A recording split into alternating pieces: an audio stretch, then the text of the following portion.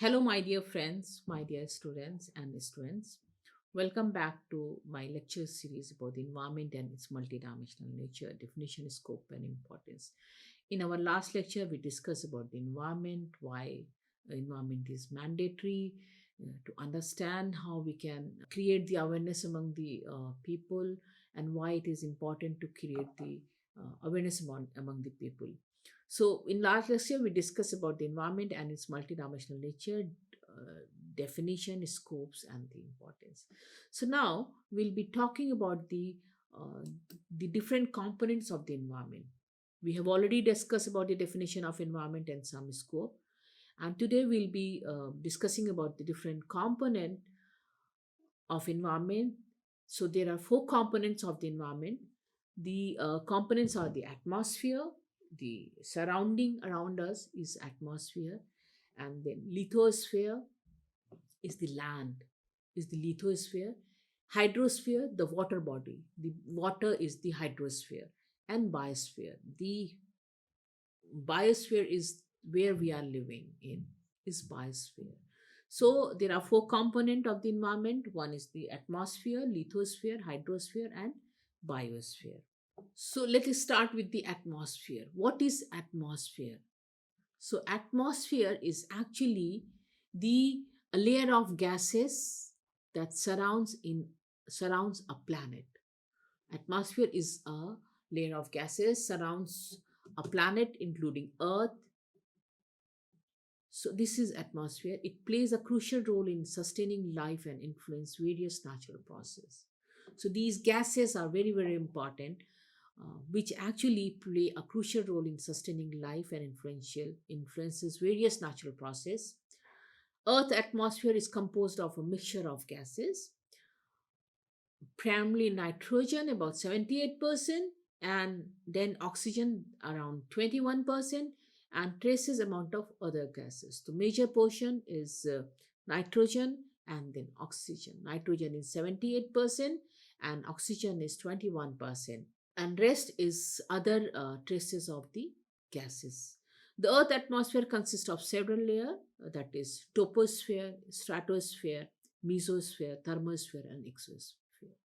We'll be discussing these layers, different layers, the troposphere, stratosphere, mesosphere, and thermosphere, and exosphere one by one, and we'll understand the importance of these layers. So this is the troposphere, and then stratosphere, and this is mesosphere, and thermosphere, and exosphere. So by picture, this is the earth. So outer environment is actually the atmosphere. Troposphere, where the plane can fly. The troposphere is the lowest layer extending from the Earth's surface up to about 8 to 15 kilometer. I mean 5 to 9 miles in altitude, depending on the location. It it is where weather event occur and temperature generally decrease with altitude. If we attain the altitude, we go at the higher altitude, the temperature decreases, but the pressure increases. So the transition boundary between the troposphere and the layer above is called tropopause. Between the layer between two layer above the troposphere is tropopause, and both the tropopause and the troposphere are known as the lower atmosphere. The next layer of the atmosphere is the stratosphere. Above the troposphere, the stratosphere extends to approximately 50 kilometers, that is 31 miles. And above the troposphere, the stratosphere extends to approximately 50 kilometers, that is 31 miles. The ozone layer is located in the stratosphere, which absorb and protect the environment from harmful ultraviolet radiation from the sun. So the ozone layer is actually located in the stratosphere. The region of the stratosphere and the mesosphere, along with the stratopause and mesopause, are called the middle atmosphere by the scientists.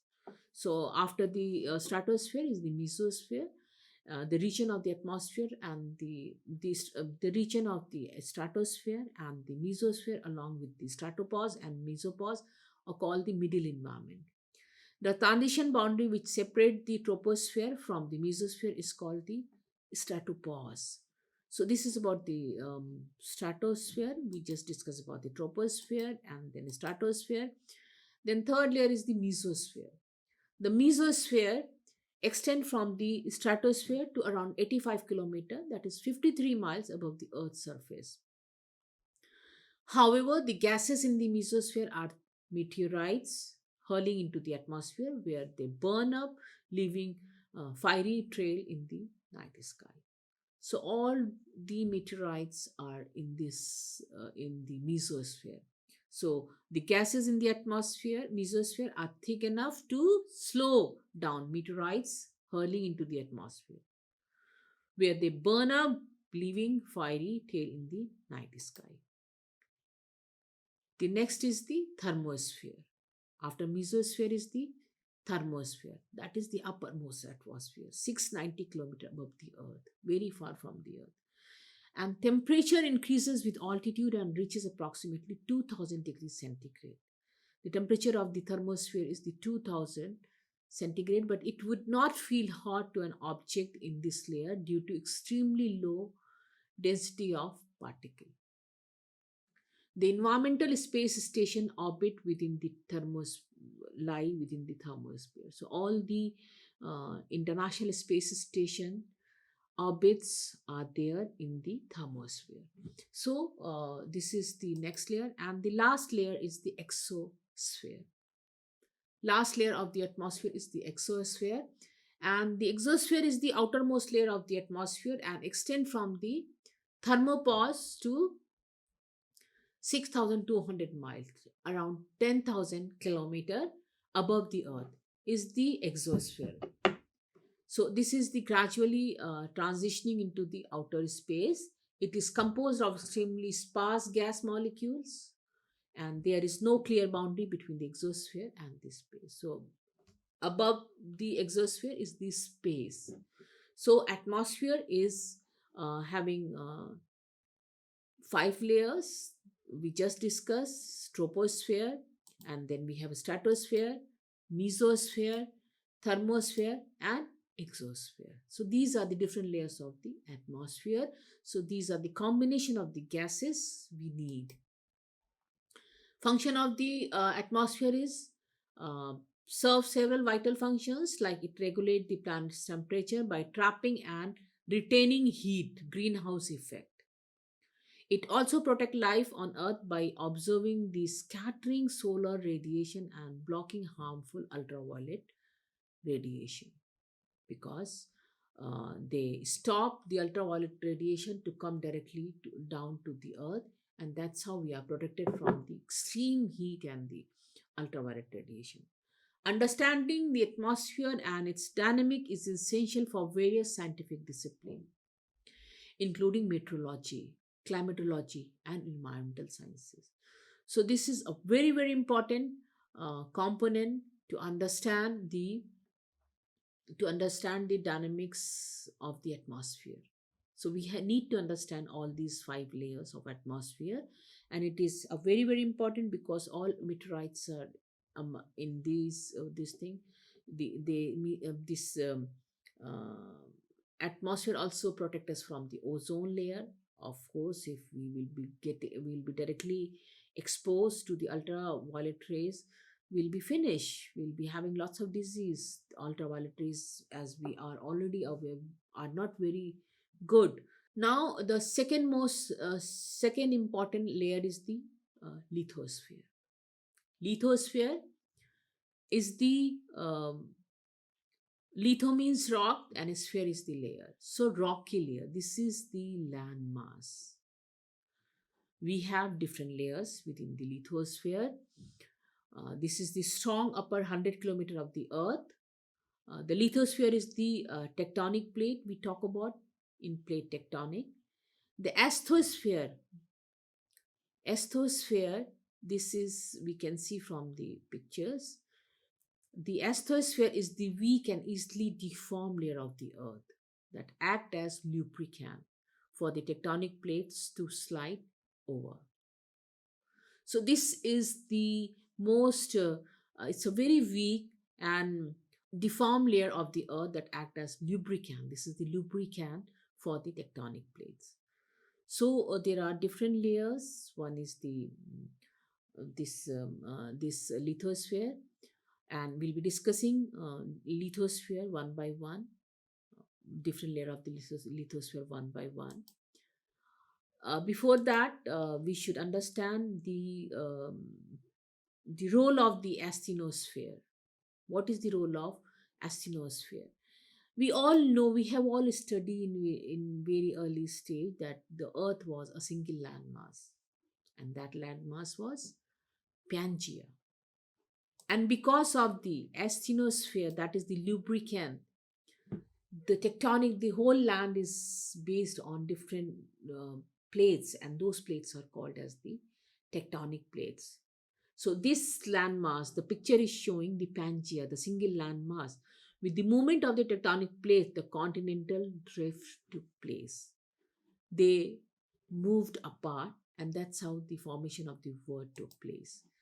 Like earlier, 225 million years ago, we had just Pangea, but because of the movement of the landmass at the asthenosphere, the 200 million years ago, this was become like this. The land was divided into two, the Laurasia and the Gondwana land. And after the Laurasia and the Gondwana land, again there were divisions because of the movement in the tectonic plate. And that's how these continents, because of the continental drift, these continents were formed. So we have North America, South America, Nearctic, Neotropical, we have Oriental region, we have Ethiopian region, we have Australian region, and we have um, so like this we have. So plate tectonic is the study of the lithosphere, the outer portion of Earth consisting of the crust and part of the upper mantle. The lithosphere is divided into about a dozen large plates which moves and interact with one another to create earthquake. The movement in the tectonic plate, the friction among two plates create the earthquakes.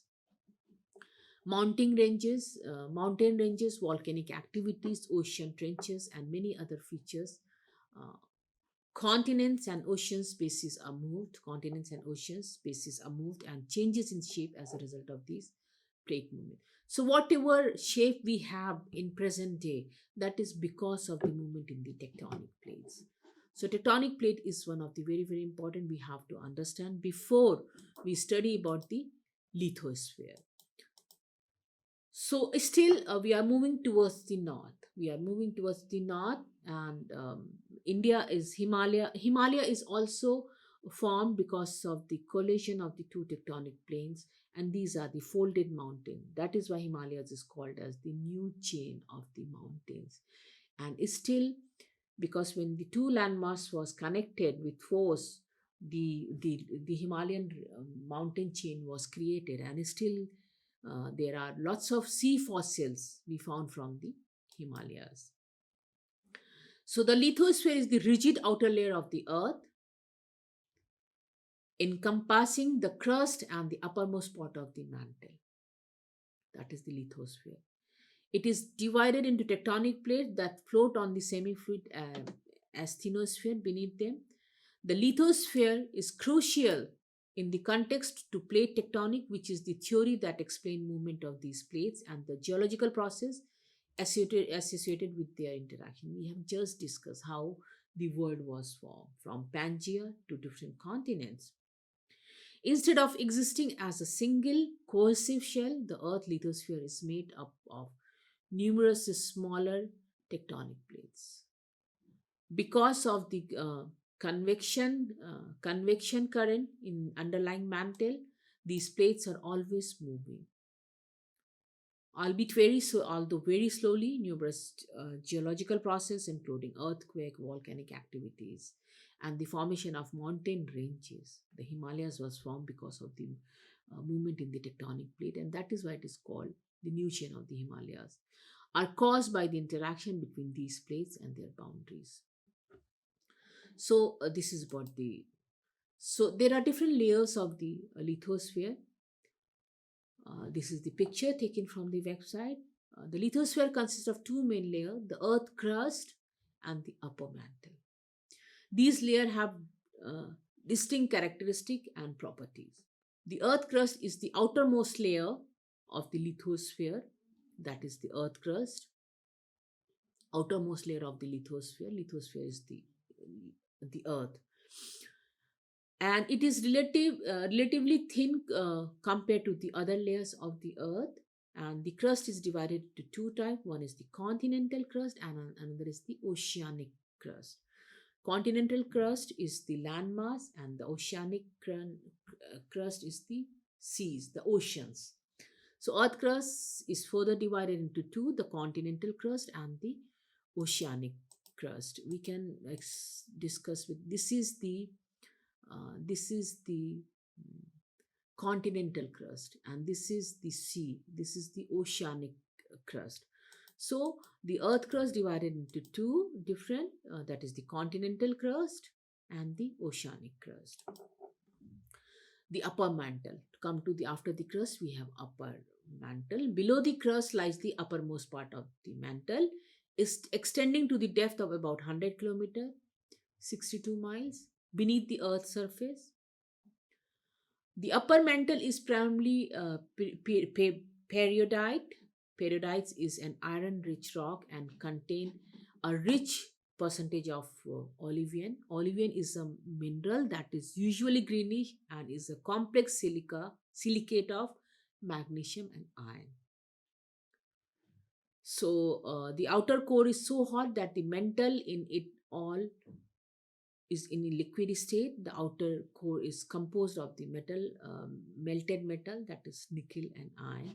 And the region is known as the asthenosphere, and is crucial in the context of plate tectonic, the movement and flow of material.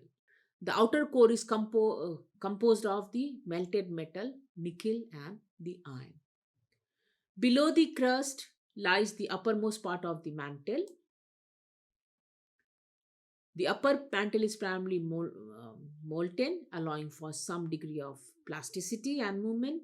This region is known as the asthenosphere, and it is crucial in the context of plate tectonic. The movement and flow of material in the asthenosphere are responsible for the motion of the tectonic plate. So this is the upper mantle. We discuss about the earth crust, upper mantle, and together the crust and the upper mantle make up the lithosphere. The lithosphere is not a single continuous layer but is divided into tectonic plates that float on the semi-fluid asthenosphere. The interaction and movement of these plates are fundamental to the dynamic process shaping the Earth's surface. Apart, we just discussed about the atmosphere, we discuss about the lithosphere, different layer in lithosphere, and we discuss within the lithosphere, we discuss about the asthenosphere, that is the actually it's a liquid form, and we discuss about the tectonic plates and the movement of tectonic plate and the formation of the world, the present continents at present, the continents are because of the movement in the tectonic plates. So now the third layer is the hydrosphere.